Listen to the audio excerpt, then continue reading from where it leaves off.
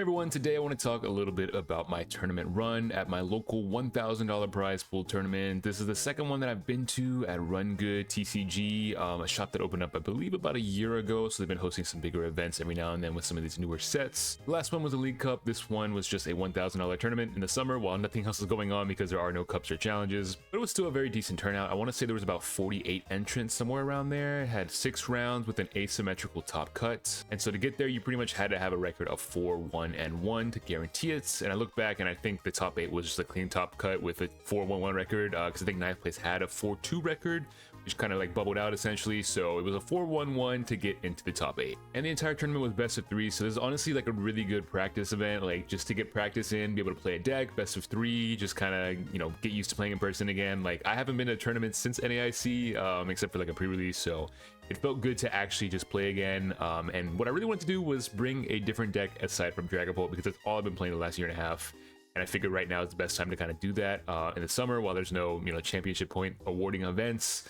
It is a 1K, so obviously you want to do well to win the money, but I really wanted to just kind of pick a deck that I've been enjoying and kind of show myself that I can play something aside from Dragapult, because that's all I've been grinding. But I decided to go with Festival Lead. It's the deck that I've been playing kind of all summer.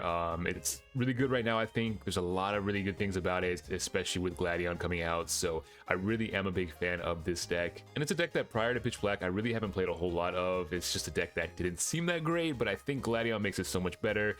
It makes your single prize matchups better because you're able to basically one-shot 2 Pokemon at once. Whereas before you have to like hit twice into an Alakazam, hit twice into a Honchkrow. Like it just kind of, you know, you're still favored for the most part, but they have ways to kind of work around it because you're not able to take those multiple prizes in one turn. And it also gives you a lot of outs to other matchups. You're still able to one-shot things like Mega Excadrill. You now have multiple ways to one-shot Dragapult. You can knock it out with the Seaking. You can knock it out with Gladion and no tool cards. So there's a lot of cool things you can do with it. But overall, this tournament went pretty well for me, I would say. You know, I wish I would have done a little bit better. Obviously, I ended up being 1 win away. I lost the win and into top 8 here, so you can see right here I went 3-2-1, losing my last round, hitting a Poltnor.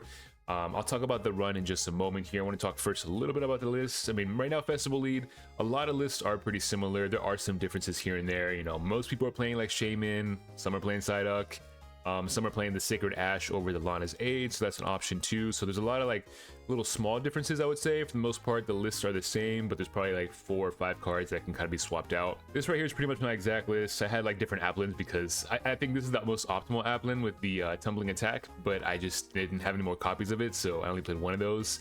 Out of the other Applins, I just feel like this one is the most useful. It's like one of those small things that like doesn't typically matter, but sometimes it does. And the reason why I say that is because with tumbling attack, you are able to one-shot Badoo. It is off of a coin flip, right? So it's not necessarily something that you're always going for, but there are times where you do want to knock out the Badoo just so you can actually play your items, because sometimes you have no way else to get in the game. So there are times where you want to be able to one-shot it.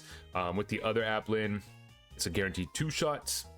And with this Applin, you basically have a coin flip to possibly one-shot it. So that's really kind of the only reason why I think this one is useful. I mean, you could also say it's useful for things like Cornerstone. Technically, you can go Cornerstone with Gladion and you're hitting for weakness, so you could one-shot based off of a coin flip, but we do have other answers for Cornerstone as well, so that's not really a situation that's going to really come up. But aside from that, everything else on the list here felt pretty good. I think the one change I would make would be dropping one of the Growing Grass energies for a Psyduck.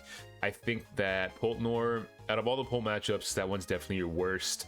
And I think adding a Psyduck can really help fix that. What I've kind of noticed against Polt is that you do want to set up Rellor for the most part, right? But there are ways to win without Rellor.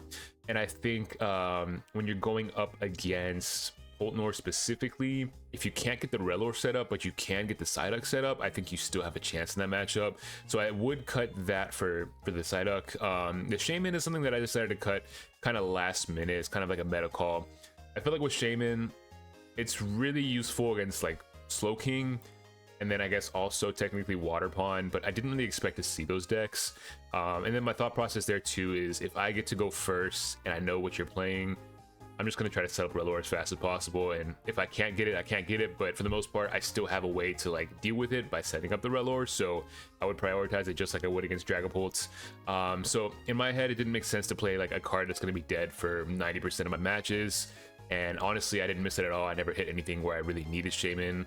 The one thing I did hit was like a Festivity with Excadrill, and I was able to set up Rellor. They got one snipe off, and then I set up the Rellor, so they couldn't really do anything after that. So overall, I didn't miss the Shaman like whatsoever. I also thought about swapping the Lana's Aid for a Sacred Ash, but Lana's Aid felt pretty good for the most part. I feel like there are turns where like you don't necessarily need to use your other supporters, and sometimes you just want to be able to get all those things back into your hand. If you have Applins on your bench and you need to evolve them, you can use Lana's Aid, get the stuff that you need, and just start setting up your bench directly instead of having to search later on for those cards after you use Sacred Ash. So Lana's Aid was kind of more so just to be able to have that access at any point to get cards in my hand and to be able to attack right afterwards. And then I did play the Kieran and the Switch, which I'm really glad I did. There were multiple times where I needed to use both to switch out because I was getting clutch locked, or you know, they boss with Thwackey or whatever. Pretty much every game my goal was to prioritize getting my air balloons onto my Thwackeys, but there are times where they can kind of stick stuff, and having the access to Kieran and Switch is definitely really good. So I'm a big fan of playing both cards. And then the last thing is the growing Grass Energy. There's a lot of situations where I think this card is really good. It's very strong. You obviously want to play mostly the basic grass. You can find it with Bug Catching Set, but I think having at least one growing grass will really save you in certain situations. For example, against Dragapult, there are times where you can't get your Rellor or your Rabsca set up early on, and you want to kind of like force your opponent to have to make hard decisions.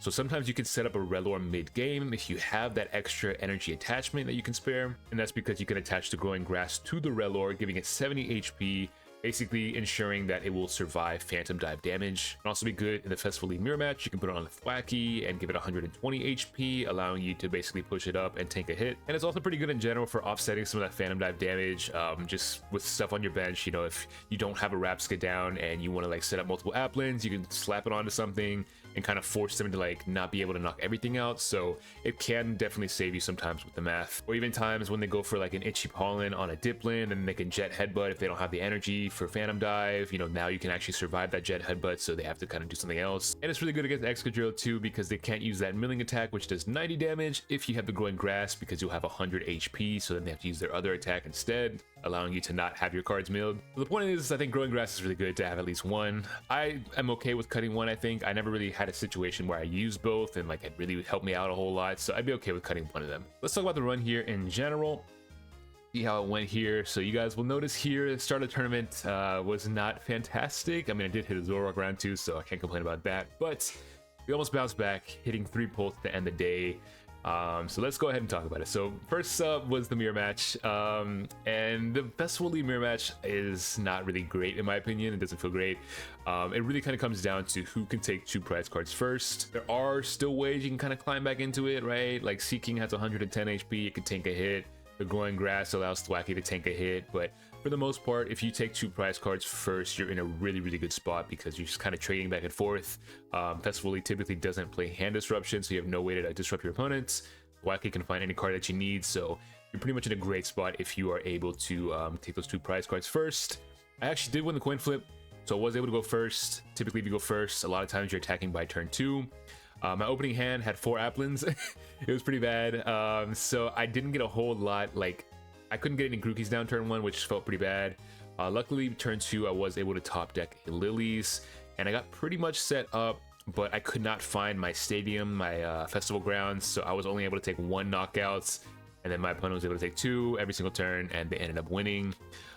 Game 2, ended up winning that one. Game 3 ended up losing that one.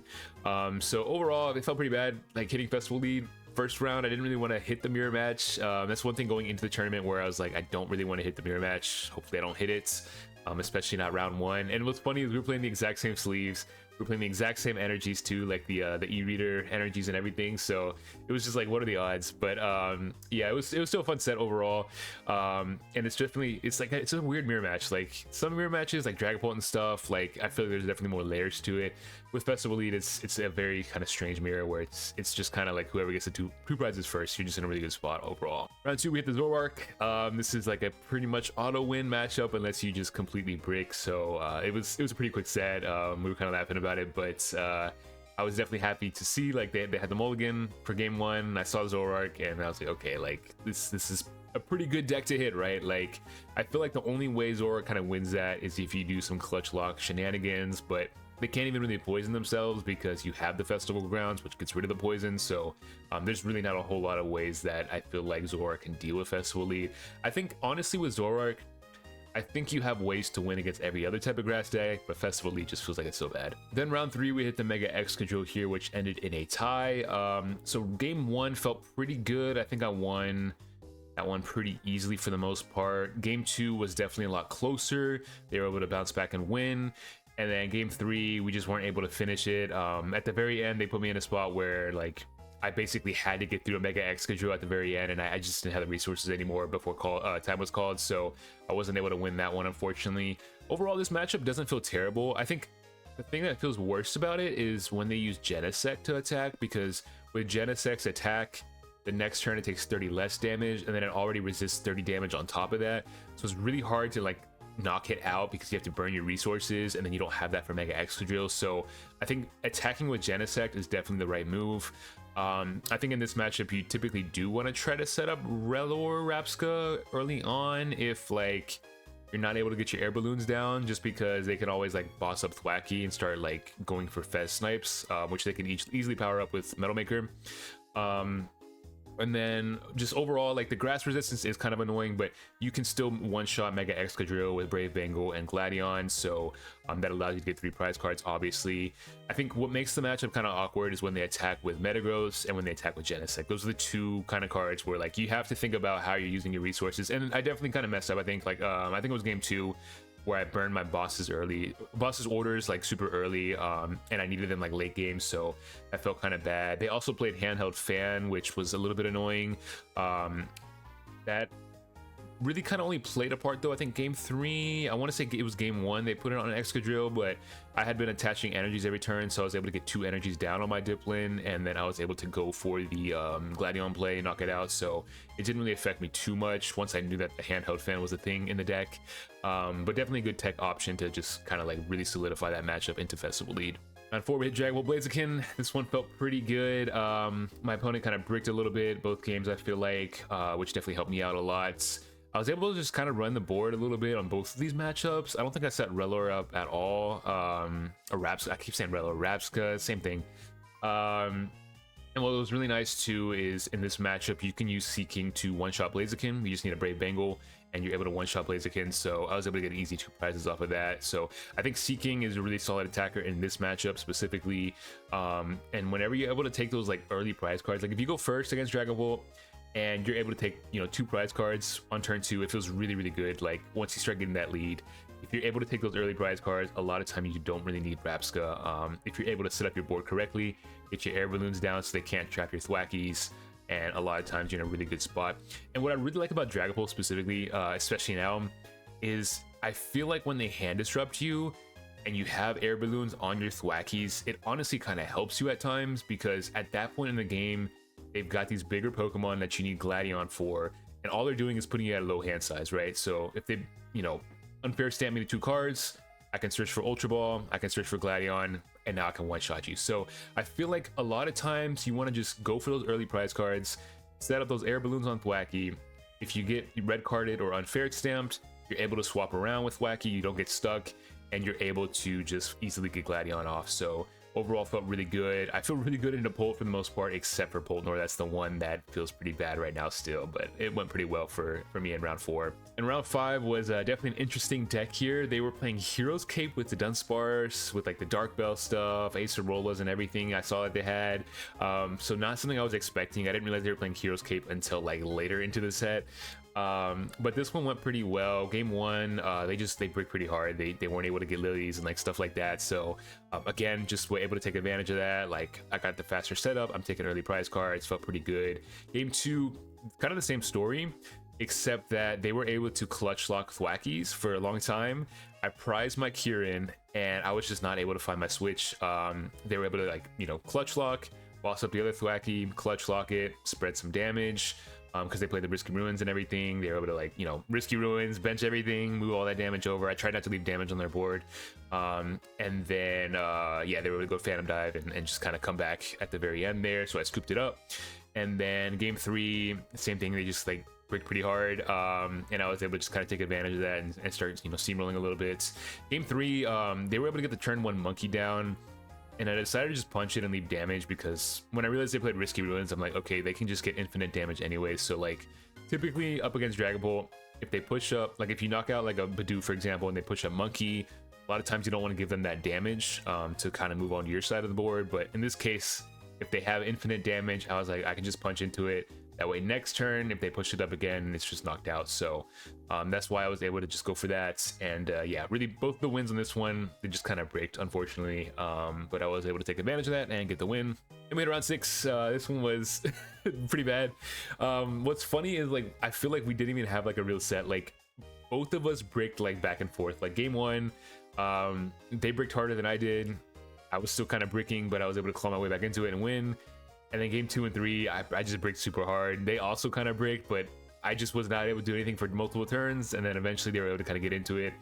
It's already a very unfavored matchup, I feel like. So I think in this match, you really just have to kind of get it going, get the turn 1, you know, Rellor down and everything, to give yourself a good chance into it. So if you brick and it's a bad matchup, it's really, really hard to win it. So I just wasn't able to win it, unfortunately. So yeah, it feels kind of bad losing the win and in, but it's all good. Still had a good run overall. Felt pretty good into a lot of these matchups. I feel good into Dragapult. And after playing that Dusknoir set, I realized that I think Psyduck can really help give you a chance in that matchup. So I think it is worth it to include the Psyduck. If you're going to include that or Shaman, I feel better about including Psyduck, honestly. And the fact that Dragapult Blaziken is getting more popular, I think is good for you because Seaking is a really strong attacker in that matchup. So honestly, the deck feels really good in the meta right now. I think that you have a lot of good matchups, a lot of good ways to win certain matchups, and yeah. I don't regret playing this deck at all. I wish I could have done a little bit better, gotten one more win to give myself a chance in top 8, but it's all good.